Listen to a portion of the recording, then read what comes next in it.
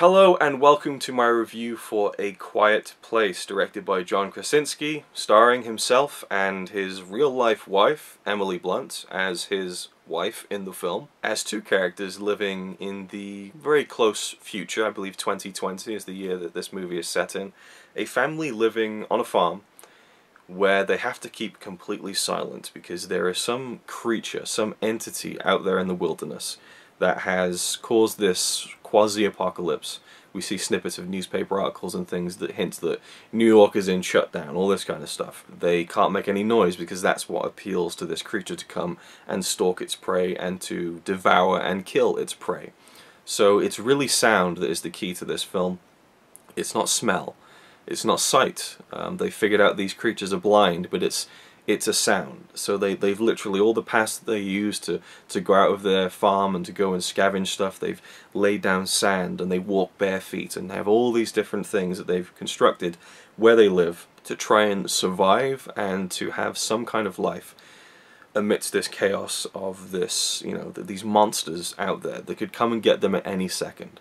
It's a terrifying concept, and when I saw the trailer, I really felt like just stopping the trailer, because I was so invested already, and I was really eagerly anticipating this film. It got released, I think, at a film festival recently, got rave reviews, there was a preview screening recently, people were bigging this film up, so I was really looking forward to seeing it. As a fan of thrillers and horror film, I'm trying to get more into horror films, but thrillers are what I really gravitate towards, movies that do a great job of building tension, and to kind of maybe sound like dum-dums at the risk of, this film really is tension 101. Like, I couldn't believe how far this movie was taking tension, but it never felt overwrought at the same time. The film is a constantly evolving series of tense moments as this family tries to survive. But at the beginning we basically get a prologue where something bad happens, and so they've got to try and learn from that and move on, and we flash forward a year.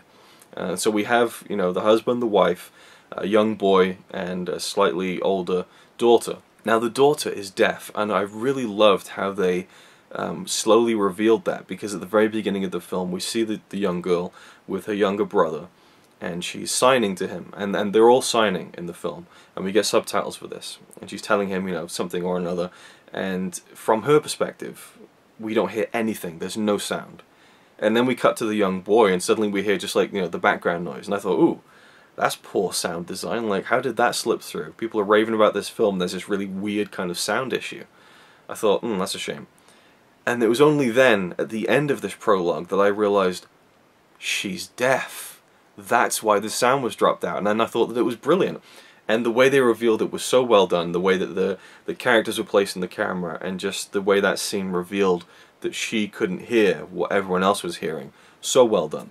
So, and sound design is so key to this movie, and it is so incredible. Now the creatures in the film, when it first became apparent very early in the film that that's what this movie is going to be about, these creatures, I thought, wasn't into it. It seemed like the design of it and the sound of it, even the kind of the clicking and stuff, felt like stuff I'd seen before, heard before, and I wasn't really a big fan of it. By the end of the film, it didn't matter what this creature looked like or sounded like, really. Obviously it needed to be intimidating and imposing and threatening, but the way they just built up this entire movie, again, just tension on top of tension on top of tension on top of tension, it was unbelievable. Now, my cinema experience is probably one of the worst cinema experiences I've ever had for a film this good.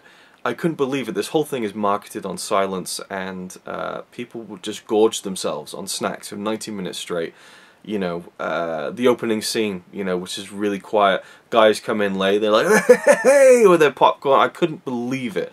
Girls in front of me were laughing throughout the entire film. They apparently thought that all this horrifying stuff, including a young baby in threat of being devoured, because they have a young child that has just been, it gets born through the course of the movie, which adds so much to the tension of the film. Is because this isn't just people who can run around and defend themselves. This is literally a helpless child. That was, to me, the extra added element that made the whole second half of the film so unbelievably gripping. And so you have these moments where it's questioning what's going to happen to this young baby, and the girl's just giggling like this is the funniest thing they've seen. I literally almost just kicked the back of their chair and went, oh sorry, because I just was so angry. Guy next to me, popcorn, just chomping down, keeping his mouth open the whole time. He's shaking his leg absent-mindedly. The square's going, the chair is squeaking. I'll leave that one in for free. Get eek, eek, eek, eek, eek, eek. And I'm like, what are you doing? The people have, obviously they have some sort of social intelligence, because when there's a scene where the father takes his son to the river and kind of explains to him that, look, when sound is loud down here, we can kind of speak a little bit because it's a louder sound. It kind of masks everything. And I loved how the characters were displayed in this film, the way they were written, the way the relationships between the son and the daughter and the mother and the father were all weaved in. They all had something about their character that was at odds with each other, and not in an overly confrontational way. It was all these emotions that were kind of underneath the surface but were coming out from the eyes and the inflections on the face of all the characters. I just love the way this was written and how it's a film completely played through emotions. There's maybe 10 to 15, 20 lines of dialogue in the entire film. The rest is sign language. Even then, it's not that much. There really is very minimal dialogue, but you get everything you need to know about these characters through their faces and their emotions. And it fits that they can't speak, and so it's a beautiful device to get this really emotional story. And if the acting wasn't there, this film wouldn't work anywhere near as well as it does. As I was saying, there's a scene where the father takes his son down to the river and the sound gets a little bit louder. People were, it sounded like it was a feeding frenzy, rustling their bags across. It's like they were waiting for this moment, even though they've still been rustling throughout the entire film. Munching, chomping. I almost left. I just thought, how can you do this? And then the next film I saw, you could hear a pin drop. And it was a film that didn't really need that much silence. I just thought, oh my god, I was so unlucky. So I want to go see this again because I loved this film so much. It almost made me cry at one point, not out of sadness, but just out of fear, you know, for the characters on screen. Not that I was scared, but I was scared for them. And it was a moment where, you know, the baby's been born and they place it inside this, basically a coffin, and they've rigged up this thing where they've got an oxygen mask to put over the baby's mouth, but they've placed a lid over it basically to kind of protect it. And just the idea of having to take your newly born baby and to place it inside this box, to cut it out from, you know, all light, you know, with an oxygen mask, it just, I don't know, it almost made me cry. It was so, like, powerful and horrible. I'm impressed that the film got to me as much as it did, despite all this fucking, you know, distractions that was going on. I can't believe how inconsiderate people are. You know, be prepared for a film like this, and if not, just be prepared in general. Do I eat during films? Yes, I do, but I am considerate. You know, I will rustle in a bag of crisps or something when there is sound going on, and I'm not disturbing anyone around me at all. I just, oof. Anyway, so that was that, the whole kind of cinema experience. But like I said, it's impressive that I enjoyed it as much as I did despite that, and I just seem to be so unlucky with these cinema experiences. But as I said, the emotions of the character are what really work.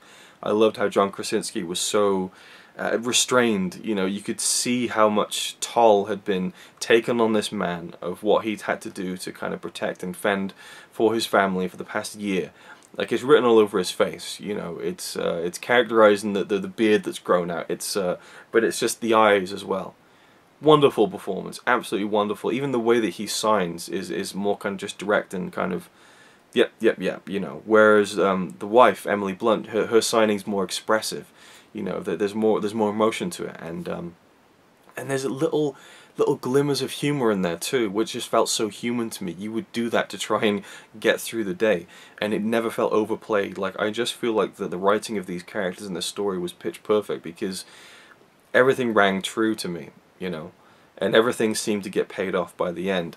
And just when I thought, like, this has got to be the end, they've made it so tense and surely we're done now, it would continue. And it's a brisk film. It's 90 minutes. It packs such a punch in that running time. I love the setting of it. I like kind of, you know, post-apocalyptic films. You call this kind of a quasi-post-apocalyptic film, but it's, you know, I love those settings, and I love stories of survival. And this family trying to survive was something that really resonated with me and connected with me because of the acting and the unique way that it's set up, with all the little details of how they get on with their day without bringing sound into it. But I really have to give Emily Blunt the lion's share of the credit here when it comes to the acting, whether it is, again, humour that she's showing and humanity that she's showing, or whether it is just the crippling fear she has to convey when she's being stalked by one of these creatures. If you've seen the trailer, there is a sequence where she's in an incredible amount of pain, but she can't make a sound, and it is just absolutely nail-biting, edge of your seat, to use all of those cliches, tension. It's incredible, and she did an amazing job. And when I think of this film, I think of her amazing performance. That's, to me, the real standout of the film. I just thought it was excellent. Thought it was absolutely fantastic. For me, it is now my #2 film of the year. And it's interesting because this is, I guess, yeah, this is a horror film, you know. And it's one of the best horror films I've seen in years. And it's just above Game Night, which is one of the best comedies I've seen in years. So I really feel like 2018 has been an incredible year for film so far, and we're only in April. But as I said on Twitter a few days ago, we could kind of just cut the year off here and still say it's a great year for film, because I just think that I've seen so much quality stuff so far. And a lot of that is kind of the December 2017 releases that have only come out in the UK in 2018, but still, so many good films. And this one is definitely one of my favorites, and I want to go see it again on like the last day it's showing, at like the earliest show time. I want to get in there with no one, just myself, and you know, I want to be able to not, you know, to hear a pin drop, and I want to experience this fully. I don't think I have experienced it fully, and I loved it this much. You know, this is kind of a full marks kind of film for me. Ticked all the boxes, and it's one I really want to revisit. And I always gravitate towards these stories that are told with very minimal dialogue, and it just goes to show you that emotions can really carry a story if they're written well and they're performed well. And obviously you're going to buy, you know, this married couple because they're a real couple in real life, and they have kids. They understand that connection. I also loved the performance of the young daughter who's deaf. I don't want to say pleased, but I was glad that it was an actress who is deaf. You know, it wasn't playing deaf, which is fine, but I think it's nice when you get someone who has that condition to be your actor in your movie, because they know what it's like more than, you know, someone who's trying to get into the shoes of someone who's deaf. So I think that really helped, because she was obviously convincing to me, but that's for a reason. And I think she did a great job. And yeah, Quiet Place, absolutely fantastic film. If you haven't seen it or on the fence, definitely go and see it. And I cross my fingers for you that it's a good cinema experience and not a bad one like mine, with complete inconsiderate twats just lined up in the cinema there to you know, just chatting as well, you know, to each other throughout the film. It's just like, what are you doing? What are you spending money on to bug me? Yeah, I wonder how many people in the cinema that I saw this in were as bothered by it as I was, or if it really is just me and I'm this grumpy bastard in the middle of it, just like, you know. Anyway, Quiet Place, fantastic film. Thanks for watching, and I'll see you in the next one. It's alright by me. Apart from the fact he throws cans of Carlin into a tree. Yeah, he's really cool. Yeah, he's really cool. But he's not quite as cool as you, 'cause